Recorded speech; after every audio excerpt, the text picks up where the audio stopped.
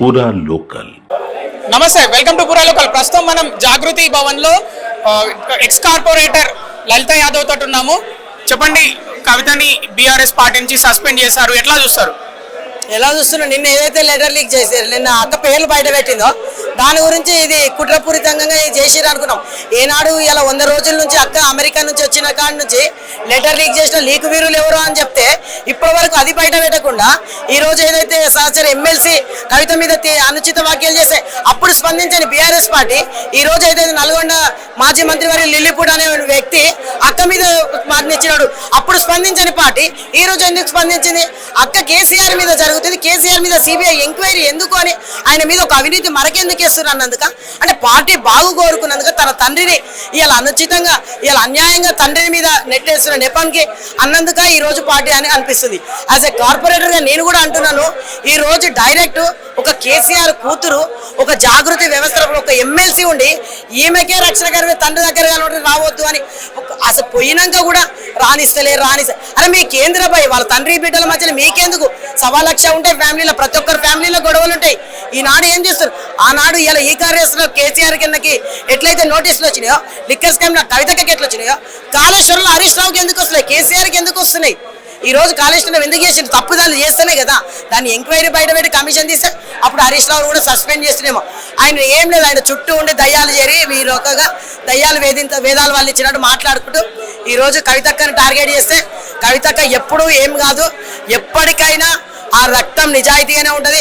కేసీఆర్ బిడ్డ ఎప్పుడు తప్పు చేయదు, వాళ్ళ తండ్రిని ఎవరైనా తప్పు చేయాలని తీస్తే మాత్రం ఎప్పుడు వదిలిపెట్టదు, ఎవరిని కూడా వదిలిపెట్టదని చెప్పి కవిత బీజేపీ పార్టీకి అమ్ముడుపోయింది, అందుకే బీఆర్ఎస్ శ్రేణుల మీద ఈ విధంగా వ్యాఖ్యలు చేస్తుందని కూడా బీఆర్ఎస్ వాళ్ళు చెప్తున్న పరిస్థితి. ఇగో నిన్న మొన్న ఈ రోజు ఒక మాట చిన్న మీద సోషల్ మీడియాలో చూసుకుందామండి. నిన్న మొన్న 2020లో బై ఎలక్షన్లో వచ్చిన వాళ్ళు ఫేక్ ఆర్టిస్టులు పెట్టి గేట్లోకి ఎంట్రీ కోనిగల్లో కూడా కాకుండా బడా మైకు దొరికింది కదా ఊకతప్పుడు ఉపన్యాసాలు ఇస్తారు. వాళ్ళు వీళ్ళంతా ఇది నిన్న లీక్ వీర్లు అక్క ఇప్పటి వరకు మాకు చెప్పలేదని బాధపడుతున్నాం. నిన్న లీక్ వీర్లు ఇవంతా చేయడానికి ఆ రోజు ఎన్టీఆర్ని ఏ రకంగా ఇబ్బంది పెట్టిరో, వెన్నుపోటు పొడిచిరో, అదే వెన్నుపోటు జరగడానికి ఇలా కేసీఆర్ని కూడా వెన్నుపోటు పడడానికి ఇలాంటి శకునులు కానీ ఇలాంటి వాళ్ళు కేసీఆర్ ని ఎవరు వెన్నుపోటు పొడిచారని మీరు అనుకుంటున్నారు? ఇక చెప్పిన కదా నిన్న పేరు లీక్ చేసి వాళ్ళే అని బయటపడుతున్నాయి కదా. ఇప్పుడు చెప్పకనే అక్కడ పేరు లీక్ చేసింది కదా ఆల్రెడీ. ఈ రోజు మామని వెన్నుపోటు పొడిచి ఆనాడైతే ఎట్లయితే చంద్రబాబు సీఎం అయ్యాడో ఈ రోజు కూడా కేసీఆర్ని వెన్నుపోటు పొడిచి సీఎం అవుదాం అనుకుంటున్నట్టున్నాడు. ఇదంతా మాయ చేసి ఆమె లిక్కర్ కేమ్లో ఇరికించి అన్నను ఈ కార్ రేస్లో ఇరికించి ఇవన్నీ కుట్రలు పడుతున్నాడు. ఎప్పుడు పార్టీ స్పందించింది, ఈ రోజు అంత ఆగమేఘాల మీద స్పందించడానికి కారణం ఏంటి?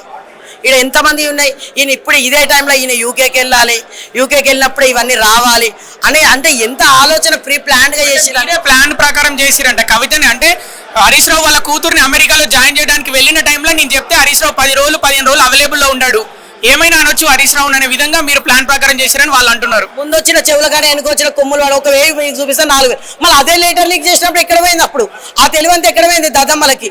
అప్పుడు లెటర్ ఎందుకు లీక్ చేశారు? అక్క అమెరికా ఫ్లైట్ ఎక్కగానే లెటర్ లీక్ చేశారు కదా, అప్పుడు ఎక్కడ పోయింది? అంటే మీరు కూడా ప్లాన్ ప్రకారం అప్పుడు కవిత ఫ్లైట్ ఎక్కినప్పుడు లెటర్ రిలీజ్ అంటే నిన్న వచ్చింది కనుక నిన్న కేసీఆర్ మీద కవితక్క ప్లాన్ ప్రకారం ఎప్పుడు చేయలే, వీళ్ళు ప్లాన్ ప్రకారం నిన్ననే కదా అసెంబ్లీలో మొన్ననే సిబిఐ ఎంక్వైరీ అన్నారు కదా. తను నిన్న రాగానే ప్రెస్ మీట్ పెట్టింది, మా తండ్రి మీద మరకంటి ఇవ్వడం ఏంది, ఇది ఏం చేస్తుండు? రాష్ట్రాన్ని తెచ్చి ఒక మరొక పేరు తెలంగాణ రాష్ట్ర సాధకుడు అన్న పేరును తెలంగాణ పితామహుడు అని కొలుచుకుని మేము కేసీఆర్ మీద ఇలాంటి మరక పడడం ఏంటి అని బాధతోటి ఆక్రోందనతోటి ఆ బాధతోటి నిన్న వెంటనే అమెరికా నుంచి రాగానే ప్రెస్ మీట్ ఏర్పాటు చేసింది. మా తండ్రిని కాపాడుకోవడంలో కవితకి ఎంత ముందుంటుందో దాంతోపాటు మేము తెలంగాణ జాగృతి శ్రేణులు కూడా అందరం కేసీఆర్ని వెన్నంటి ఆనాడు ఎన్టీఆర్కి జరిగిన గతే మా తెలంగాణలో కేసీఆర్కి పట్టదు. ఆ రకంగానే మా కవితక్క కూడా పోరాటం చేస్తుంది, మేము కూడా పోరాటం చేస్తాం. 2023 అసెంబ్లీ ఎన్నికల్లో బీఆర్ఎస్ పార్టీ ఓడిపోవడానికి ముఖ్య కారణం కవిత లిక్కర్ కేసులో ఇరుక్కోవడమేనని ఇప్పుడు బీఆర్ఎస్ పార్టీ శ్రేణులు అంటున్నాయి. 2023లో ఎలక్షన్ స్థానిక సంస్థల ఎలక్షన్ అయినప్పుడు అక్కడే ఉంది కదా, ఎంపీ ఎలక్షన్లలో ఆమె నుంచి ఆరోపణలు ఎదుర్కొంటున్నారు. ఆరోపణలు ఎదుర్కొన్నంత మాత్రాన అది కాదు కదా. ఇప్పుడు అప్పుడు ఎవరు కొందరు క్యాండిడేట్లు మార్చమన్నారు, ఒక్కొక్కరి దగ్గర రానియకుండా కొంతమంది ఎమ్మెల్యేలు ఎవరైతే కార్యకర్తలు వాళ్ళకు అనుగుణంగా ఉన్న వాళ్ళు ఈరోజు ఉద్యమం చేస్తే, తెలంగాణ ఉద్యమం చేస్తే కూడా పక్కకు పెట్టి వాళ్ళని వ్యతిరేకించిన వాళ్ళే ఈరోజు ఎమ్మెల్యేలుగా మంత్రులుగా చేసి వాళ్ళని పార్టీ ఉద్యమకారులను కూడా దగ్గర రానియకపోవడం, ఇలాంటి జరిగినప్పుడు కొంతమందిని హెచ్చరించారు, కొంతమందిని మార్చాలి అని. ఆ మార్చినందుకు ఓడిపోయింది. అది చేసింది బీఆర్ఎస్ పార్టీ వ్యక్తులు, క్యాండిడేట్లు మార్చితే గెలిచేది కదా. ఇలా క్యాండిడేట్లు మార్చిన దగ్గర గెలిచేది కదా. దానికి ఒకటే మొత్తం వంశపారంపర్యం వాళ్ళకేనా, తండ్రులు మొత్తం వారసత్వం వాళ్ళే చేసుకుంటారా? ఉద్యమం చేసిన కవితక్క చేస్తేనేమో ముగ్గురు పోస్టులు అంటారు.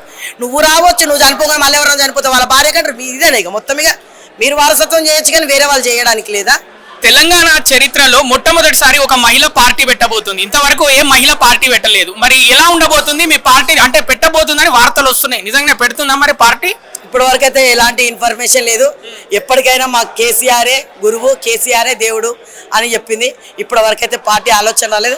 ఒకవేళ పార్టీ పెడితే పార్టీ పెట్టినా ఎప్పుడైనా అక్కతోటే సపోర్ట్ అని మేమందరం అక్క వెంటనే మేము సైతం అక్క కోసం పనిచేయడానికి సిద్ధంగా ఉన్నాం. మరి అటు బీఆర్ఎస్ శ్రేణులు విపరీతంగా విమర్శిస్తున్న పరిస్థితి, మరి వాళ్ళని తట్టుకుంటారా? మరి బీఆర్ఎస్ వాళ్ళని తట్టుకునేంత ఉందా సత్తా మీ దగ్గర? ఉద్యమం నుంచి వచ్చిన బిడ్డకి ఎక్కడ, మధ్యలో వచ్చిన ఊకదంపుడు మాటలు మాట్లాడేటోళ్ళకి ఎక్కడ ఆ పోలికలు ఉన్నాయి ఏమన్నా? ఉద్యమం నుంచి వచ్చిన కవితక్క మాట్లాడితే రేపటి నుంచి చూసుకుందాం, అందరం బరిలో ఉందాం. ఎవరేమంటారో, ఎవరు ఎప్పుడు వచ్చినా వాళ్ళ చరిత్రలు బయట పెట్టాలి. ఈనాడు పచ్చబొట్టులు కొడుచుకొని బిడ్డను కాదనుకొని అందరూ ఇదైపోతారు. ఇక కన్నబిడ్డ కేసీఆర్ అందరం బాబు అని పిలుస్తాం, మేము కూడా బాబు అని పిలుస్తాం. ఆయన అంత మాత్రం మేము సొంత బిడ్డలు కాలేం కదా. ఇలా సొంత బిడ్డకే అన్యాయం జరిగింది, రేపు మీ గత ఏంటో ఆలోచించుకోండి ఫస్ట్. అంటే కేసీఆర్ ఒక కవితకే బాపు కాదు, మొత్తం తెలంగాణ రాష్ట్రానికి బాపు అని బీఆర్ఎస్ వాళ్ళు అంటున్నారు. అవును, మేము కూడా అంటాం, మేము కూడా కేసీఆర్ బాపే అంటాం. మేము అక్క అన్నప్పుడు మా బాపే అంటాము. ఆమె అంటే బిడ్డకు అన్యాయం జరిగిన మంచిదేనా? ఇలా మీరు అందరు పోయి ఇచ్చేస్తారా? ఇలా ఎంతగానో బోధిస్తారు. ఇలా సోషల్ మీడియా అనేది నిన్న మొన్న వచ్చిర్రు, కొంతమంది వచ్చిర్రు ఉద్యమకారులు. నేను కూడా ఒక ఉద్యమకారుని భార్యగా నాకు కూడా తెలుసు ఉద్యమకారులు అంటే ఏందనేది. మధ్యలో వచ్చి నిన్న మొన్న 2020లో వచ్చి మధ్యలో మాట్లాడిన మాటలతో మేము ఏకీభవించాం. అవి అసలే మైండ్లకి వెళ్ళి కూడా పెట్టుకోము మేము అసలే.